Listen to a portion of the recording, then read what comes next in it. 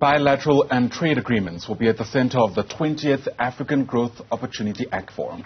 The gathering kicks off at the Nasrec Expo Centre today, with South Africa hosting its global and continental counterparts. Our business anchor, Tumisang Ndlovu, is there for us this morning and joins us for a sense of what we can expect over the next 3 days. Tumisang, it's great to see you.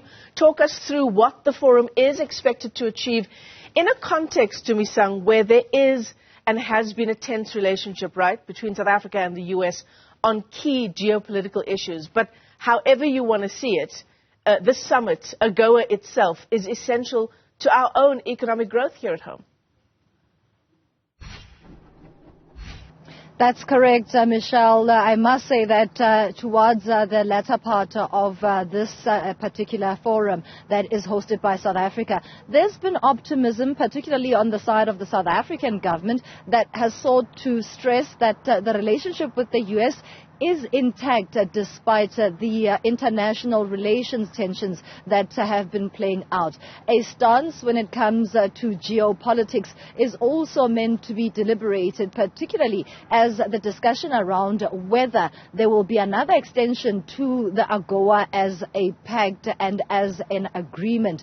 We know that it has already been extended twice before, and what African states are looking for is a duration of about 10 years, seeking just that solidification of agreements and the sustainability of the deals that are struck without any interference, irrespective of matters that come as a contention. Take a listen to what Trade, Industry and Competition Minister Ibrahim Patel has had to say on this particular matter.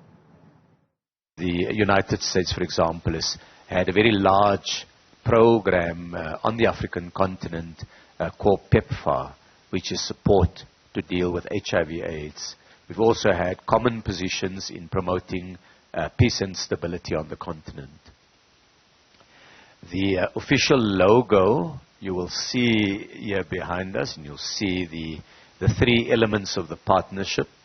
South Africa as the formal host, the United States as the partner, and the African continent as the other co-hosts, because we're really hosting this on behalf of the continent.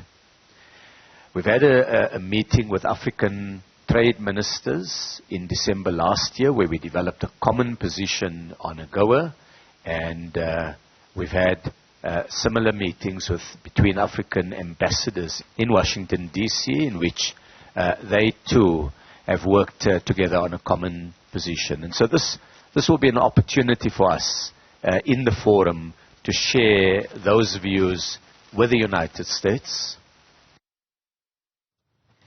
Very interesting there what Ibrahim Patel had to say to Tumisang, and I wonder if what he's saying is not perhaps a veiled or not so veiled message to the US, saying that, AGOA, yes, it's important for South Africa, but it's also crucial for the United States, just given South Africa's positionality on the continent. Indeed it is, and that is one of the special features of the 20th AGOA Forum taking place from today, is that there's a greater participation of African countries outside of South Africa playing host this time around.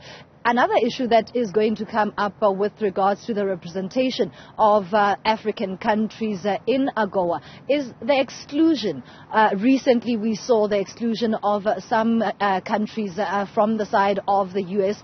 That has been met with criticism, and it is expected to be a discussion point in deliberations starting between today and Saturday, where there is that inclusivity element of AGOA that is meant to be discussed, and hopefully there will be a resolution when it comes to how far it goes in terms of having the inclusivity that is required by Africa as a continent led by South Africa.